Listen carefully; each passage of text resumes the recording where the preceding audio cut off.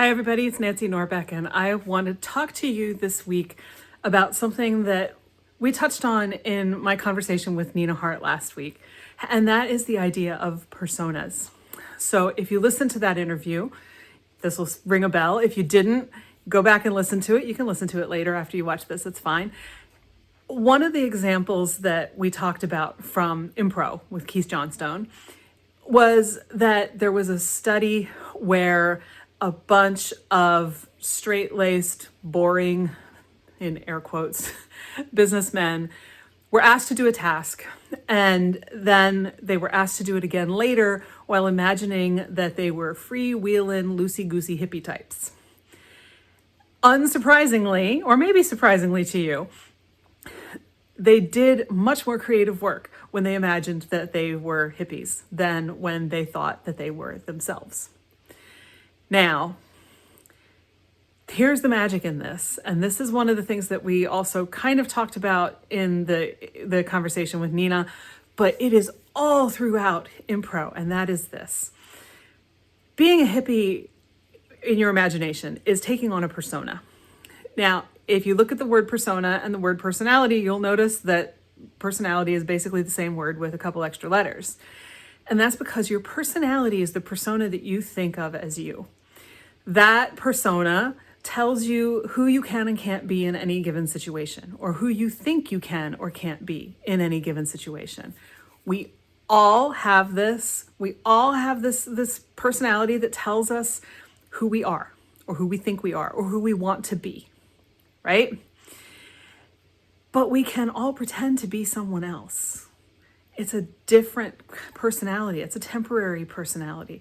Maybe if you try on another persona, you might decide that you want to make elements of that persona part of your real personality. Personality is not actually as fixed as we think it is. Now, again, I am not a trained psychologist. I am a coach. But there's plenty of information out there about how, yes, you can change your personality.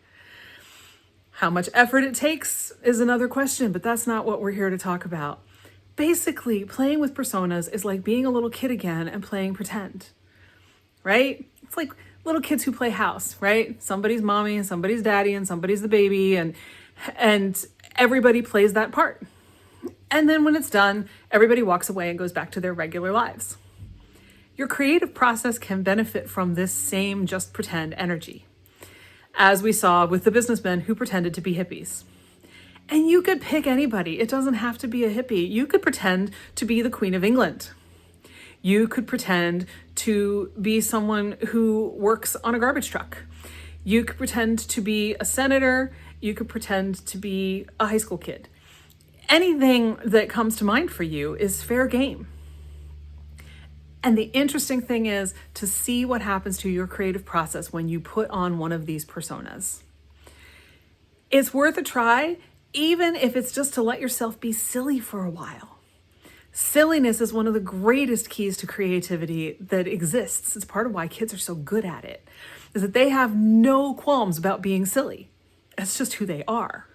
Adults tell ourselves that we can't be silly, and then we wonder why we have trouble creating, because we have trouble letting go of all of these things that we've told ourselves we need to be in order to be good adults.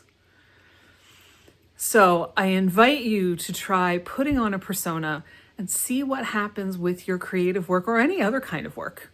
You know, if you're the kind of person who doesn't like to clean the kitchen after you cook, pretend to be the kind of person who likes to clean the kitchen and see what's different.